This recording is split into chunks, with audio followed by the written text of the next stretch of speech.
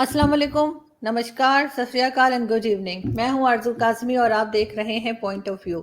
हमें जी आज इंडिया से ज्वाइन किया है एम्बेसडर अशोक सज्जनहार जी ने। बहुत शुक्रिया सर कि आपने हमें ज्वाइन किया। आप बहुत सर को धन्यवाद। अक्सर देखते रहते हैं टीवी चैनल्स पे, हम इनकी बात भी सुनते हैं और हमेशा कुछ ना कुछ सीखने को मिलता है और आई होप कि आज भी हम कुछ सर से सीख पाएंगे।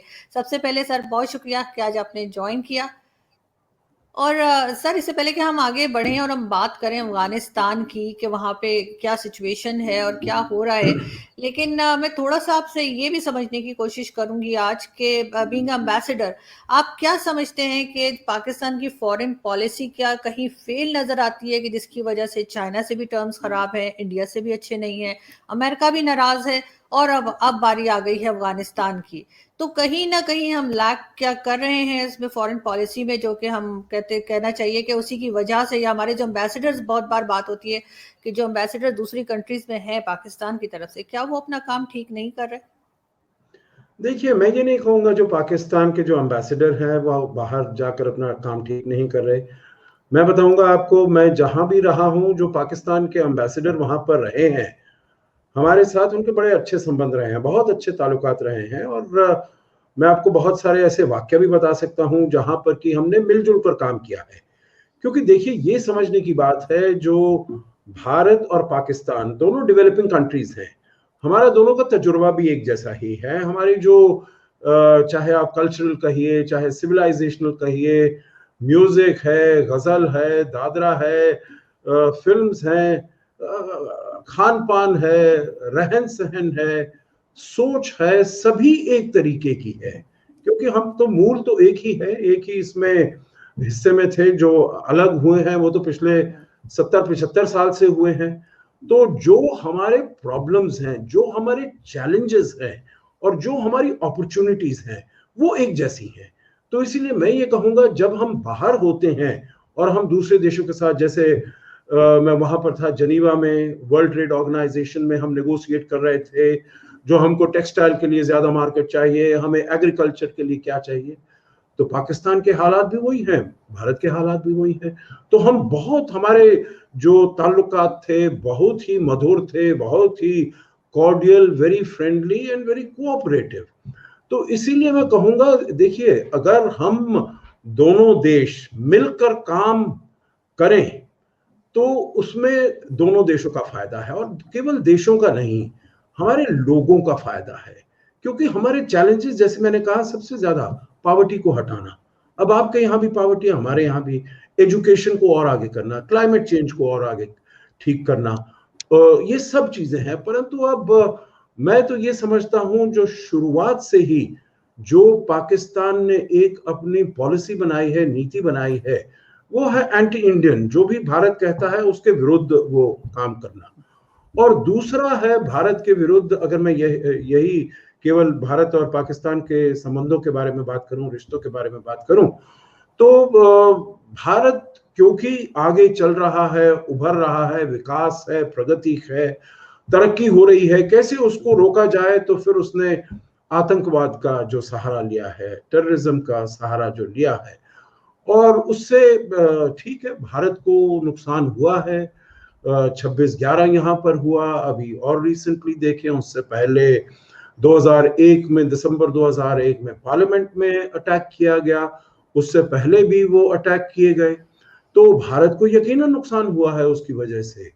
परंतु ये भी नहीं है जो पाकिस्तान उससे अछूता रहा है। पाकिस्तान को भी बहुत उससे नुकसान हुआ है। आप आए दिन जो देखते हैं, पाकिस्तान में इतने टेररिस्ट अटैक होते हैं, और जो कि पाकिस्तान बड़ी कन्वीनियंटली भारत के ऊपर कर देता है। भारत का इसमें कोई इंटरेस्ट नहीं है। भारत चाहता है एक पाकिस्तान एक स्टेबल नेशन बने, सशक्त नेशन बने, जिससे कि हम, हमारे संबंध अच्छे हों हमारे और जो पड़ोसी देश हैं। देखिए, बात यह है आरजू, जो भी पड़ोसी देश होते हैं, सभी पड़ोसी देशों में कुछ ना कुछ फ्रिक्शन रहती है, कुछ ना कुछ टेंशन रहती है। परंतु हमको ये देखना है, जो हमारे जो कन्वर्जेंसेस हैं, कहां पर हमारे इंटरेस्ट ओवरलैप करते हैं, वो कहीं ज्यादा है। तो हमको फोकस करना है उन इंटरेस्ट के ऊपर। परंतु जब ये ले लिया जाए जो आपकी जो इंडिया पॉलिसी है that is based on terrorism, जो वहां पर आपने टेररिस्ट को भारत में भेजना है, कश्मीर में दंगा फसाद करना है और जगह दंगा फसाद करना है, तो फिर आगे आप नहीं चल जो संबंध हैं वो ठीक नहीं हो पाएंगे। तो अगर पाकिस्तान, मैं ये भारत के संदर्भ में बोल रहा हूँ, अगर पाकिस्तान आतंकवाद का दामन छोड़ दे, और तब मेरे विचार से कोई ऐसा मसला नहीं है जो भारत और पाकिस्तान मिलकर जो नहीं सॉल्व कर सकते। बिल्कुल जी। लेकिन सर पाकिस्तान हमेशा यही कहता रहा, हर जो कुछ भी होता था, हर बात के बाद ये उन्होंने यही कहा कि जी ये नॉन स्टेट एक्टर्स हैं, और उसकी बात वो बार-बार करते रहे। तो एक तो ये कि ये नॉन स्टेट एक्टर की जो टर्मिनोलॉजी है, ये कहाँ से निकाल के लेकर आए हैं आपके ख्याल से, कि ये क्यों कहा जाता है? कहाँ तक इसमें जो है ये बात सच है? दूसरा, पाकिस्तान जब से बना है तब से एक इंडिया पाकिस्तान नफरत जो हम देखते चले आ रहे हैं, उसमें ज्यादा आपको क्या लग रहा है कि कौन रोल प्ले कर रहा है? क्योंकि ये चीज खत्म ही नहीं हो रही। अब इतने साल के बाद भी, 74 ईयर्स के बाद भी वही बात होती है कि जैसे भारत हमारा दुश्मन है, और भारत में होता है कि पाकिस्तान जो है वो नुकसान कर रहा है। ये चीज आखिर हम उसको खत्म होता हुआ क्यों नहीं देख रहे? क्योंकि जो नई जनरेशन आई है काफी बेहतर है पिछली जनरेशन से। लोग बात करना चाहते हैं, लोग मिलना चाहते हैं, सोशल मीडिया पे एक्टिव हैं, लेकिन बात वही है कि हर बात जो होती है उसमें कहीं ना कहीं पे मेजॉरिटी जो है वो कड़वाहट आ ही जाती है। तो कौन रिस्पॉन्सिबल है? क्या हमारी पिछली जनरेशन रिस्पॉन्सिबल है, या अब नहीं आप समझ रहे हैं कि वो उसी सब जो पहले होता रहा है उसको लेकर ही आगे बढ़ रही है, कोई चीज हमने पीछे छोड़ी नहीं है?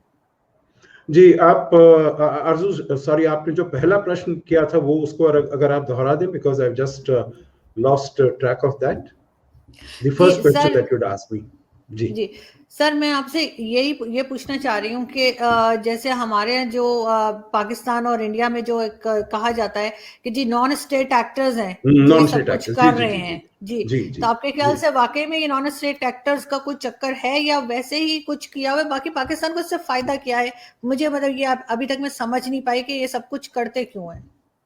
देखिए, नॉन स्टेट एक्टर्स मेरे ख्याल से ये टर्मिनोलॉजी ही इसलिए बनाई गई है क्योंकि इसमें डिनायबिलिटी है, जो and it is low cost proxy war, जो आप अपनी तरफ से देखिए, इवन व्हेन इन 1947, जिसको कहा जाता है, जो वहां से कबीलिए आए थे कश्मीर में, जो उन्होंने अटैक किया था, actually these were the army personnel, these were soldiers of the Pakistan army who were dressed as tribals, वही वो आए थे यहाँ पर, और ये बात मालूम चल गई थी।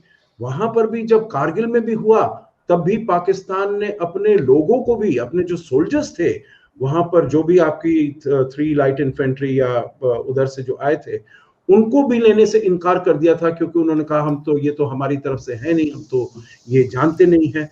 तो देखिए, जो नॉन स्टेट एक्टर्स की टर्मिनोलॉजी है वो बड़ी कन्वीनियंट है, because it is easy deniability, number 1, और नंबर 2, जो उसमें it is very cost effective. It's a proxy, this thing आप कह सकते हैं। परंतु जैसे अब 26/11 में अजमल कसाब को यहाँ पर पकड़ लिया गया, उसने बता दिया मैं उस गांव से हूं जो, और आपके जियो टीवी वो वहां पर चले गए, उनके माता पिता से बात हुई, परंतु फिर भी at the official level Pakistan captain saying नहीं, तो ये हमारे तो यहाँ से है नहीं, they completely denied and disowned him.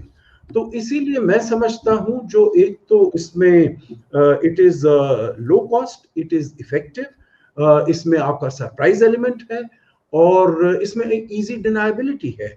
तो हालांकि आप बिल्कुल ही आप एविडेंस, भारत ने जितना भी एविडेंस दिया है, 26/11 में दिया है, पठानकोट में दिया है, उरी में दिया है, वगैरह वगैरह, परंतु पाकिस्तान विल कंटिन्यू टू से नहीं, ये तो एविडेंस है नहीं हमारे पास, हमारे कोर्ट्स भी इसमें वो नहीं देखते हैं, इसको बिलीव नहीं करते हैं, इसमें वो ट्रस्ट नहीं करते हैं। सो इसीलिए इजी डिनायबिलिटी है, और उससे उनको वो फायदा होता है, because I think Pakistan also knows that a face to face direct conflict में, तो कन्वेंशनल कॉन्फ्लिक्ट में तो वो भारत के इसके साथ विरुद्ध टिक नहीं पाएंगे। So it is and much more destructive, और उसमें अगर आप पीछे भी देख लें, चाहे ये कारगिल हो, चाहे 1965 हो, 1971, तो पता ही है सब समय, मतलब कोई, आई डोंट थिंक अगर कोई serious genuine student of history हो, जो वो कोई भी कह सकता है जो Pakistan army has acquitted itself creditably. तो इसीलिए वो डायरेक्ट कॉन्फ्रंटेशन तो वो चाहते नहीं है। So this is the best way out. Second, आपने कहा जो किसकी गलती है, देखिए बात ऐसी है, अगर आप अपने लीडर्स के भी ये बयान सुनिए that we are going to bleed India with 1,000 cuts, और ये जो है 1989 से जो आतंकवाद की पॉलिसी फॉलो की गई है, वो यही पॉलिसी है, to bleed India with 1,000 cuts. Mumbai में भी वो कर दो, आप बॉम्ब ब्लास्ट करवा दो, सीरियल ब्लास्ट करवा दो, और जगह जम्मू कश्मीर में वो जो भी हैं, इवन रिलीजियस प्लेसेस हैं, कम्युनल वायलेंस को आप ये प्रमोट करिए वहां पर। दूसरा है, we will sort of eat grass but we will make a nuclear bomb against India. We have not made this nuclear, आपके तो बहुत in very floral flowery language में वो कहते हैं हमारे पास आधे किलो का बम भी है और पाव का बम भी है, हम कहीं भी वो फेंक देंगे उसको, वो हो जाएगा। तो मतलब ऐसी चीजें जब वहां के supposedly responsible leaders tend to suggest, then of course it sends a message out. परंतु मैं आपको recent वाक्य ही बताऊंगा आरजू, जिसमें हमारे प्रधानमंत्री, and I think the best opportunity was at this time when Mr. Modi is at the helm of affairs, क्योंकि वो देखिए 2015 में without a formal invitation he came to Pakistan, he came to Rawalpindi, और उनके of course it was to wish Prime Minister Nawaz Sharif at that time on his birthday and also participate in his granddaughter's wedding. But he was the only prime minister who could have taken such a step. और उनकी, आपको याद होगा, जुलाई 2015 में, उससे पहले ही उनकी मुलाकात हुई थी उफा में, बशकोरतोस्तान में, रूस में, on the sidelines of the SCO summit, और तब उन्होंने कहा था how to take our relationship forward. आपको याद है 6 और 8 को, 4 से 6 दिसंबर में हमारे तब फॉरेन सेक्रेटरी थे जयशंकर और NSA अजीत डोभाल, वो अपने काउंटर पार्ट से मिले थे बैंकॉक में, उन्होंने कहा इसको आगे ले जाते हैं। सुषमा स्वराज आपके पास आई थी हार्ट ऑफ एशिया के समिट में on the I think 8th और 10th, और कहा था फिर this comprehensive dialogue between the two countries will start. और उसके बाद 1 जनवरी 2016 को पहले पठानकोट हो गया, उसके बाद सितंबर में उरी हो गया, उसके बाद अगले साल पुलवामा हो गया। So when these sort of things keep happening, तो वो करना चाहिए, पाकिस्तान को देखना चाहिए। आपका एक सवाल ये भी था, जो ये नॉन स्टेट एक्टर्स हैं, Pakistan state has no control over it. I don't think the world buys it. आपका देश है, आपकी टेरिटरी है, आपकी टेरिटरी अंडर योर कंट्रोल है, एंड एवरीवन नोज। जो ये सभी जो टेररिस्ट ग्रुप्स हैं, तालिबान को तो पता चल ही गया है, बट इवन लश्कर ए तैयबा, जैश ए मोहम्मद, हिजबुल मुजाहिदीन, ये सभी they are all being funded and promoted by the deep state in Pakistan. अभी प्रेसिडेंट अशरफ गनी ने कहा, जो पिछले महीने में 10,000 terrorist have been pushed in from Pakistan to Afghanistan. Sir ये तो वो लोग हैं ना जो ज़ियाउल हक के टाइम से उन्होंने ही पाले पोसे, उन्हीं ने आगे लेकर आए। ज़ियाउल हक के टाइम कहा जाता है पाकिस्तान में कि सबसे खराब शायद वही टाइम था, उसी में जो है ये सारी इस तरह की ऑर्गेनाइजेशंस जो हैं वो आई सामने, और उनको प्रमोट किया गया। लेकिन सर अगेन जैसे बांग्लादेश बना, पाकिस्तान के बाद बांग्लादेश की क्रिएशन हुई और उसके बाद वो लोग आराम से हैं, कोई आपस में बांग्लादेश या पाकिस्तान के इस तरह की बात नहीं है कि जैसे हम ये कहें कि हर वक्त लड़ रहे हों या हर वक्त जंग की बात कर रहे हों या एक दूसरे के ऊपर एलिगेशंस लग रही हों। लेकिन पाकिस्तान बनने के बाद ऐसा हिंदुस्तान और पाकिस्तान के बीच में नहीं रहा।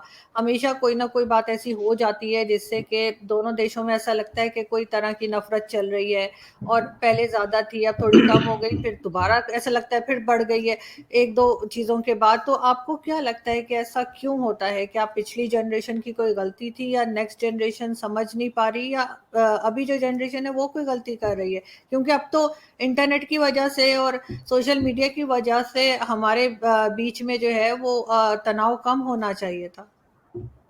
देखिए, social media can act in different ways, तनाव को कम कर सकता है और तनाव को बढ़ा भी सकता है। So I think it is the responsibility and duty of right thinking people, and I would put you very highly in the category of those right thinking people, that we try to spread the right message amongst the people and try to bring them together. And I will also not deny the fact जो भारत में भी पाकिस्तान के विरुद्ध ऐसे विचार हैं, ऐसी thoughts हैं जो इट्स अ हॉस्टाइल कंट्री। क्योंकि अगर आप देखिए, वही हमेशा से वहां से वो आता रहा है। आपने कहा है गलती किसकी है, ठीक है, आप कह सकते हैं it might be a legacy issue, परंतु जैसे मैंने आपसे कहा, जो नेबरिंग कंट्रीज हैं उनके बीच में कोई ना कोई मसले हमेशा होते हैं। आप किसी को भी देख लीजिएगा, फ्रांस जर्मनी को देख लीजिएगा, फ्रांस इंग्लैंड को देख लीजिएगा, अमेरिका कनाडा को देख लीजिएगा, अमेरिका मैक्सिको को देख लीजिएगा, ब्राजील अर्जेंटीना को, आप जहां भी जाएंगे हर एक के कुछ ना कुछ मसले हैं। परंतु आप बेसिकली नेशनल सिक्योरिटी की बात है। 1947 में हमारे यहाँ पर कबीलियों ने हमला किया। Okay, so that was the first, both the countries were really getting out into their अभी अभी आजाद हुए थे, और उसके बाद एकदम 1965 में पाकिस्तान ने सोचा 62 में तो भारत को, हिंदुस्तान को करारी हार मिली है, so it will not be able to withstand the attack from Pakistan. तो 65 में आपने हमला कर दिया। उसके बाद 1971 में वो फिर से हमला हो गया। उसके बाद जब अटल बिहारी वाजपेयी वहां पर गए थे, लाहौर में जा रहे थे, तो मुशर्रफ साहब ने वहां पर कारगिल हाइट्स में। So there is a huge trust deficit in India as far as Pakistan is concern. तो मेरे विचार से थोड़ा सा, I think in my view that if Pakistan takes one step, I'm sure India will not be ready to take only one or two steps. We'll be ready to take 5 steps, because stability and security and peace and tranquility in Pakistan is in the interest not only of Pakistan, not only of Pakistani people, but in interest of India and in the interest of the region. देखिए, जब 1971 में जब बांग्लादेश आजाद हुआ, उसके बाद हमने देखा है वहां पर भी शेख मुजीब का असैसिनेशन हो गया 1975 में, और उसके बाद आप बेगम जिया भी आए और जनरल इरशाद वगैरह सभी उनके आए। So our relations have also been have gone, थोड़ा ups and downs वहां पर हुए हैं। But over the last more than a decade, 2009 से जब से बेगम शेख हसीना आई है, तब से उन्होंने ये डिसाइड किया है that having good relations with India is to their benefit and to their advantage. तो इसीलिए वहां पर जिनको वो पनाह दिया करते थे, एंटी इंडियन एलिमेंट्स, चाहे वो वहां पर असम हो, बोडो हो, नागा हो, हमारे यहाँ पर भी तो नॉर्थ ईस्ट में काफी वो सेपरेटिस्ट मूवमेंट्स चलती रही हैं, but she took a very statesman like decision, जो उनको हम बिल्कुल भी ना कोई पनाह देंगे, ना उनकी कोई सहायता करेंगे, ना कोई उनको हेल्प करेंगे। देखिए, मैं भी बांग्लादेश में था, I have served in Dhaka. वहां पर हमें पता था लोग कहां पर रहते हैं, जो ये इंडियन इंसर्जेंट्स थे वो कहां पर रहते हैं, कहां पर उनको सपोर्ट किया जाता है। उनके बैंक अकाउंट्स, उनके हाउस एड्रेसेस, वो सब हम उनको बांग्लादेश की सरकार को देते थे। वो कहते थे नहीं, यहाँ पर तो कोई नहीं है। But when Sheikh Hasina has come, then all of them have been given back. अब आप देखिए, the highest amount of loans that have gone from India and the lines of credit that have gone from India, they are to Bangladesh. करीब मेरे विचार से 8 से 10 billion dollar का वहां पर गया है। और हमारे बिल्कुल ही इन टर्म्स ऑफ बॉर्डर्स हैं, वो फ्री हैं, ट्रेड, हम उनको पावर देते हैं। मैं सुनता हूं जो कराची में या इस्लामाबाद या लाहौर में, वहां पर भी पावर की काफी शॉर्टेज है। तो India can definitely supply, because India is very rapidly becoming not only self sufficient, परंतु हमारे पास जो पावर है हम उससे ज्यादा है। So we can supply power even to Pakistan. I remember there was an offer that was made by Prime Minister Modi to Prime Minister Nawaz Sharif at that time. पर उन्होंने कहा नहीं। So these are, if we lessen these borders, अगर France और Germany के बीच में वो सब वो उन्होंने तो they have fought the 2 world wars, और अब तो वो यूरोपियन यूनियन के वो मेंबर्स हैं, they are the strongest votaries and advocates of peaceful coexistence and cooperation. तो भारत से, मेरे विचार से, अगर पाकिस्तान ये अपनी स्ट्रेटेजिक पॉलिटिकल डिसीजन वो लेता है, जो हमको संबंध अच्छे करने हैं, एंटी इंडियनिज्म को अगर वो छोड़ देता है, I am sure it will find that it is to its own benefit. आप हमारे चारों तरफ देखिए, because India has no interest in creating mayhem या टेररिज्म। आप वो बेचारे उसको रिटायर्ड कमांडर कुलभूषण जाधव को आप लेकर बैठे हुए हो, कहते हो जो भी वहां पर कलह हो रही है, जो भी वहां पर टेररिस्ट हो रहे, अटैक्स हो रहे हैं, सब वो करा रहा है। वो जेल में बैठा वो बेचारा बैठकर क्या कर सकता है? ऐसा तो है नहीं जो आपने उसको जेल में पकड़ लिया है और आपके टेररिस्ट अटैक खत्म हो गया। तो you can have a circumstantial evidence, जो साहब जब वो बाहर था तो होते थे, अब जो वो अंदर आ गया तो खत्म हो गया। ऐसी बात तो है नहीं, आपके तो टेररिस्ट अटैक चले ही जा रहे हैं। तो आई थिंक अगर आप रियलिस्टिक होते हैं, and basically that's the last point that I will make here, जो अगर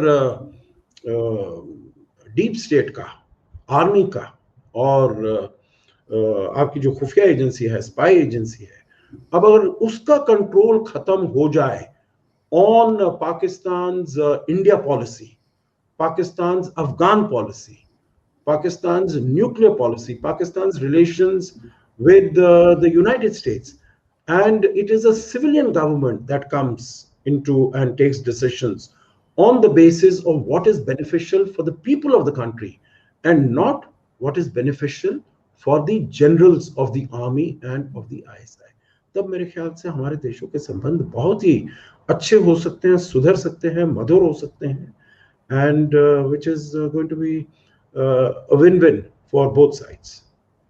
बिल्कुल सर, आप एकदम ठीक कह रहे हैं। लेकिन जैसे आप बात कर रहे हैं, एक दो लोगों ने और भी कहा कि जैसे अमेरिका और कनाडा के रिलेशंस हैं, इस तरह से हो सकते हैं। लेकिन सर वो तो इतने सिविलाइज्ड लोग हैं, यहाँ पे आप आके अगर कभी आपका आना हो पाकिस्तान, तो आप देखेंगे यहाँ पे किस तरह के माइंडसेट हो गए हैं लोगों के, जो मैंने पहले नहीं देखा। जिस तरह से अब किसी नॉन मुस्लिम्स के लिए या किसी दूसरे रिलीजन के लिए टॉलरेंस बहुत कम हो गया है, और जिस तरह के ब्लास्फेमी लॉज के जरिए ये लोगों को मार देते हैं, और जिसने मारा होता है उसी को हीरो बना देते हैं। तो ये चीज़ें जो हैं वो इनकी समझ में आने वाली नहीं है। और साथ साथ जाहिर है जो डीप स्टेट है या जो आर्मी है, उनके सारे जो बजट है, वो सब कुछ है, वो इसी बेस पे चल रहे हैं कि इंडिया के साथ हमें बड़ा खतरा है, इंडिया हमें ये कर देगा। बल्कि अभी रिसेंटली जो बाजवा साहब की एक्सटेंशन हुई है, वो भी इसीलिए हुई है कि कश्मीर में इशू है। तो आपके ख्याल से सर लास्ट में मैं ये पूछना चाहूंगी कि कश्मीर का इशू अगर खत्म हो जाए, किसी भी तरफ हो जाए, यहाँ वहाँ जहाँ भी, लेकिन अगर कश्मीर का इशू ना रहे, तो आपके ख्याल से इंडिया पाकिस्तान में कुछ टर्म्स बेहतर हो सकते हैं, या ये फिर कोई नई चीज निकाल लेंगे? इनको क्योंकि लड़ने की आदत पड़ गई है, तो ये फिर कश्मीर नहीं होगा तो ये किसी और चीज के ऊपर लड़ना शुरू कर देंगे। देखिए आरजू, आपने बहुत अच्छा प्रश्न किया है, और इसमें मैं ये कहूंगा, देखिए Kashmir is a symptom. Kashmir को ऊपर उठाया गया है because by that what the Pakistan deep state, Pakistan army and ISI can tell its people is, जो केवल जो पाकिस्तान की सेना है, एक तो वो भारत आपका शत्रु देश है, और अगर हमें भारत के साथ जूझना है, अगर हमने भारत को कन्फ्रंट करना है, अगर हमें भारत के विरुद्ध अपनी सॉवरेनिटी और टेरिटोरियल इंटेग्रिटी वगैरह को हमें कायम रखना है, तो जो पावर है वो आर्मी के हाथ में होनी चाहिए।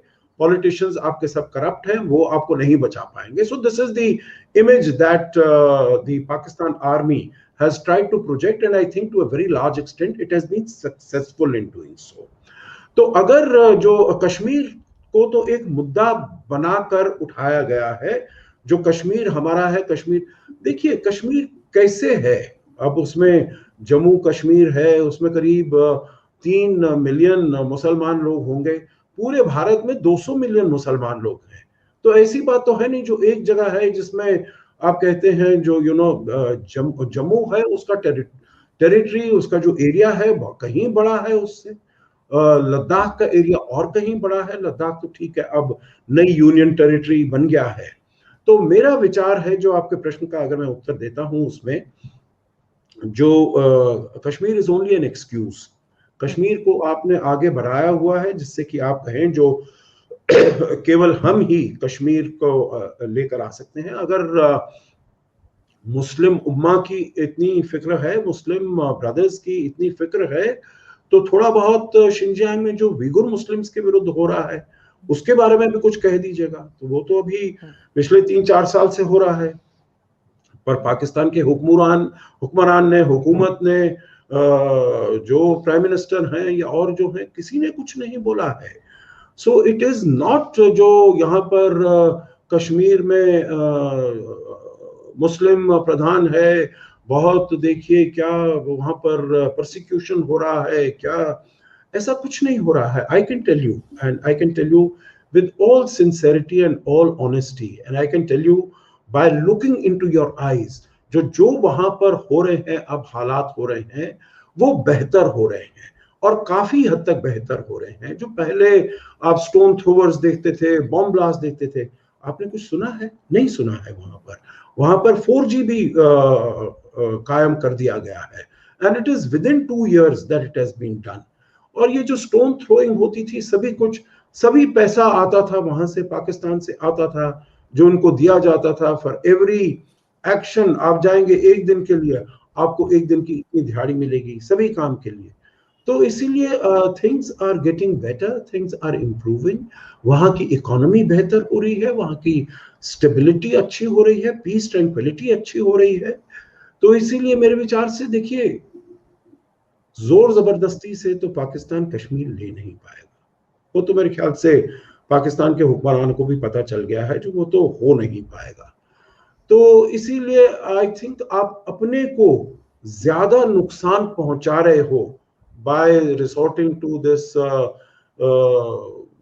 सीज फायर वायलेशन और क्रॉस बॉर्डर टेररिज्म, इसके ऊपर करके दोनों देशों को चाहिए to focus on improving the living conditions of their own people.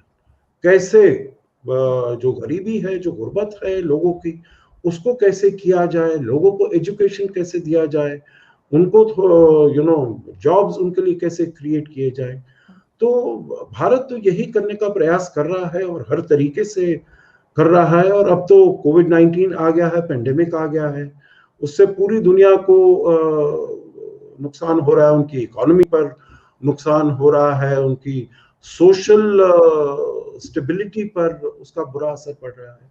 So I think all these are areas where both the countries can cooperate, can collaborate, and I can, as I told you, if Pakistan stops using terrorism as an instrument of its policy against India, you will find that India is very ready and very happy to move many steps. देखिए आप हमको most favored nation status उसमें नहीं देते हैं trade में, although it is against your global commitments in the WTO.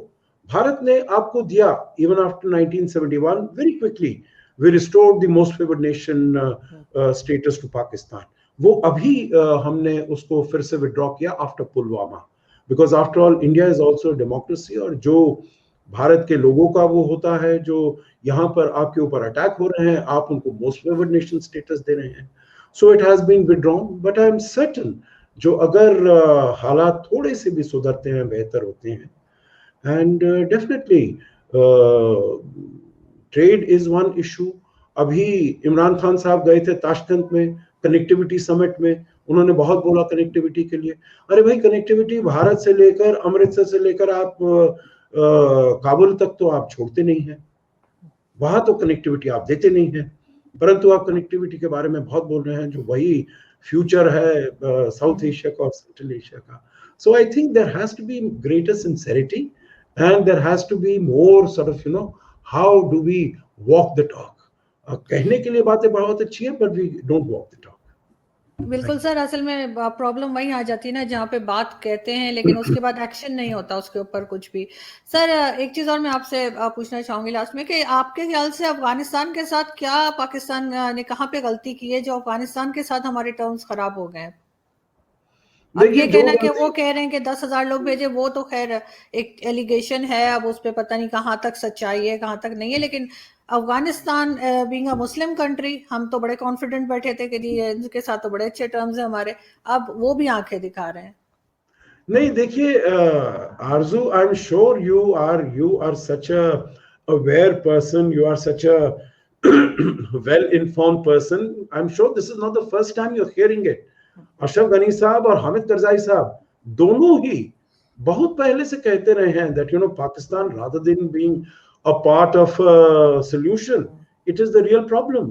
क्योंकि आपने देखिए 10,000 की बात आप छोड़ भी दीजिएगा, although there is credible evidence coming from everywhere, जो उनके साथ तालिबान के साथ चाहे लश्कर तैयबा हो, चाहे जैश मोहम्मद हो, चाहे ये लश्कर झांगवी, मतलब मुझे तो उन सब के टेररिस्ट ग्रुप्स के नाम नहीं आते हैं जो पाकिस्तान में हैं और जिनको शय दी जा रही है, पर ये तहरीक तालिबान पाकिस्तान है वगैरह वगैरह, जो ये सभी को ट्रेन करके वहां पर भेजा गया है और उनको कहा गया है जो भी वहां पर India has invested for the last 20 years $3 billion. आपको तो पता है वहां पर चाहे जरांज डेलाराम रोड हो या अफगानिस्तान इंडिया फ्रेंडशिप डैम, जिसे पहले सलमा डैम कहा जाता था, या फिर पार्लियामेंट बिल्डिंग हो, या Pul Khumri to Kabul transmission line हो, ये बहुत सारे स्कूल्स, हॉस्पिटल्स, क्लिनिक्स वगैरह जो देख लीजिएगा, तो ये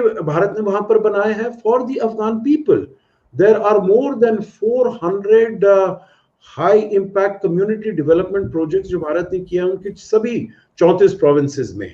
तो उनके पास अपेरेंटली ये इंस्ट्रक्शंस गए हैं, जो भारत ने बनाया है वहां पर उसको आप तहस नहस कर दो. भारत ने जो कुछ भी काम किया है उसको वहां पर नहीं रहने दे. बात ऐसी है, देखिए तालिबान को जो पूरी तरीके से शय दी है, जो ट्रेनिंग दी है, वो सब पाकिस्तान ने दी है. They have been on this side. ये तो है जो वहां पर अब जो तालिबान ने कहा है, जो आप 15 साल से ऊपर जो बच्चियां हैं और 45 साल से नीचे जो बेवा है, उनको आप उनकी लिस्ट बताइए, उनको हम भेजना चाहते हैं वजीरिस्तान में, केपीके में, वहां पर हमारे लोग हैं, उनसे उनकी शादी करेंगे. So Taliban is not only a creation of Pakistan in late 1990s, परंतु उसके बाद जब 2001 में अक्टूबर 2001 में अमेरिकी और नेटो फोर्सेस आई यहाँ पर, उसके बाद से पाकिस्तान ने तालिबान को शय दी है. आपको याद होगा यहाँ पर अमृतसर में भी, मुझे मालूम है मैं वहां पर था जब 2 साल पहले जब हार्ट ऑफ एशिया वहां पर समिट हुआ था, तब भी अशरफ गनी साहब ने यही कहा था, जो आप पाकिस्तान से आप इनको छोड़ना, वहां पर भेजना बंद कर दीजिएगा, and Taliban will not be able to survive more than a few hours. That was the statement. और बात यही है, जब देश सोचते हैं। और अशरफ गनी जब आए थे 2014 में, आपको याद होगा, क्योंकि आरजू आप तो इसको बहुत अच्छी पैनी नजर रखते हैं, जो वो वहां पर रावलपिंडी भी गए थे to general headquarters to meet the army chief. He made Pakistan as the first country of his visit. उसके बाद वो सऊदी अरेबिया गए, अमेरिका गए, चीन गए। India was the 7th country to which he came. आप समझ सकते हैं, जो वो समझ रहे थे, जो मैं पाकिस्तान के साथ अपने संबंधों को, अपने रिश्तों को अच्छा करूंगा तो यहाँ पर शांति बहाल होगी। भारत में वो आए थे, मुझे याद है जब आए थे यहाँ पर, and I attended his speech at Sapru House, and he wanted to reach out, but he thought that the future of Afghanistan lay with Pakistan. This is Ashraf Ghani. I'm talking about 2014 September में वो उनके he became the president, और उसके बाद early 2015 he came. India was the 7th country that he visited. But Pakistan, through its actions, I think has वो जो भी उनके आंखों के सामने पर्दा था, जो पाकिस्तान हमारे साथ सहायता करेगा, मिलकर काम करेंगे वगैरह वगैरह, वो सब पर्दे एकदम खत्म हो गए हैं। बिकॉज पाकिस्तान का पॉलिसी है जो भाई यहाँ पर एक स्ट्रेटेजिक डेप्थ होनी चाहिए अफगानिस्तान में, नंबर 1। नंबर 2, भारत को वहां पर बिल्कुल नहीं होना चाहिए। और नंबर 3, जो काबुल में जो सरकार है वो हमारे उसके ऊपर हमें डोमिनेट करना चाहिए। So these are the 3 policies that Pakistan follows as far as Afghanistan is concerned. अगर as a normal country वो दोनों देश अपने संबंध रखें तो तब यकीनन ये अच्छे संबंध हो सकते हैं। But Pakistan has always been driven by these policies and these objectives as far as Afghanistan is concerned. बिल्कुल आप ठीक कह रहे हैं सर, एंड आई होप कि लोग कुछ सीखेंगे आपकी बात सुनकर और कुछ अपनी पॉलिसीज को ठीक करेंगे, क्योंकि चारों तरफ से अब सभी नाराज हैं, कोई नहीं रह गया। पहले चाइना को कहते थे, अब चाइना भी नाराज है। तो कुछ ना कुछ जो आप जैसे लोग बात कर रहे होते हैं उससे पाकिस्तान की स्टैब्लिशमेंट को, पाकिस्तान की फॉरेन पॉलिसी को ठीक करने की ज़रूरत है। और ताकि ये कब तक ये टेंशन रहेगी, बहुत सालों से लोग, पहले तो सिर्फ भारत के साथ ही, अब तो हर कंट्री ही नाराज है, चाहे अफगानिस्तान हो या चाइना हो या अमेरिका, कहीं पे भी। तो इस चीज को बहुत ही सीरियसली एड्रेस करने की जरूरत है और उस पर काम की बहुत सख्त जरूरत है। बहुत शुक्रिया सर कि आपने ज्वाइन किया। Thank you so much. धन्यवाद आपको, बहुत धन्यवाद। सबसे पहले तो आरजू, मैं आपको धन्यवाद करना चाहूंगा जो आपने मुझे इनवाइट किया अपने चैनल पर, and I am really happy to have this conversation with you. And secondly, even more importantly, I would like to commend and compliment you and congratulate you for the remarkable work that you are doing. And it will always be a pleasure for me to stay in touch with you, and as situations develop and evolve, to again come on your YouTube channel. And along with that, I wish you all success, because I think people like you, both in India and Pakistan, really speak of a bright, cooperative and collaborative future for our 2 countries and for the region. और जितना अच्छा आप काम करेंगे, मैं आपको उसमें पूरी बहुत तहे दिल से मुबारकबाद देता हूँ, और आपको I wish you all the success. Thank you so much sir, so kind of you, and I hope कि आप जल्दी इस्लामाबाद आएंगे और हमें मिलेंगे, और be my guest। आपका अपना घर है, जब मर्जी आइए। देखिए, मैं वैसे हूँ, we come from Peshawar, although we are हम पैदाइश हैं आज़ाद हिंदुस्तान की, परंतु we have heard so much about Peshawar, और वहीं से हमारी all our forefathers have come। जब आज़ादी हुई, दोनों देश अलग हुए, तो अगर मुझे कभी मौका मिलेगा, although I have been in the vicinity, I was posted in Iran, I was posted in Kazakhstan, so I have been in the vicinity, परंतु पाकिस्तान जाने का अभी इत्तेफाक नहीं हुआ। जब अगर होगा तो मुझे बहुत ही खुशी होगी, and my first port of call will be to see you and to meet you. Thank you so much sir, I am just looking forward to it. So kind of thank you, all the best, God bless. Thank you sir.